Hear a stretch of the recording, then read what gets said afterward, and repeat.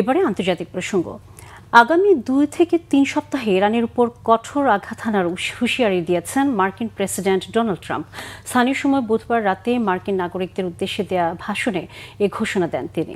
যুদ্ধের 34তম দিনে তেহরানের উপর ব্যাপক বিমান হামলা চালিয়েছে যুক্তরাষ্ট্র ইসরায়েল, পাল্টা জবাব দিচ্ছে ইরানও। আগেই ইরানের সাথে কেন সমঝোতা চুক্তি ছাড়াই যুদ্ধ শেষ করার কথা জানিয়েছিল ট্রাম্প। এবার আনুষ্ঠানিক ঘোষণা দিলেন। ইরানের সাথে যুদ্ধের মূল কৌশলগত অর্জন সম্পন্ন হয়েছে দাবি করে ট্রাম্প জানান, আগামী 2 থেকে 3 সপ্তাহে ইরানের উপর ভারী আঘাতের মাধ্যমে যুদ্ধের অবসান ঘটাবেন। ট্রাম্পের জাতির উদ্দেশ্যে ভাষণের আগে ইরানের উপর ভয়াবহ বিমান হামলা চালিয়েছে যুক্তরাষ্ট্র ইসরায়েল। এতে নিহত হয়েছে 9 ইরানি নাগরিক।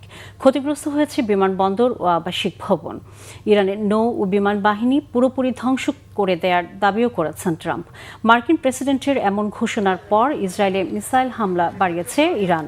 সৌদি আরব, সংযুক্ত আরব আমিরাত ও বাহরাইনও নতুন করে ইরানি মিসাইল ভূপাতিতের দাবি করেছে। ইসরায়েলের উত্তরাঞ্চলে হামলা চালানোর দাবি করেছে লেবাননের সশস্ত্র গোষ্ঠী হিজবুল্লাহ।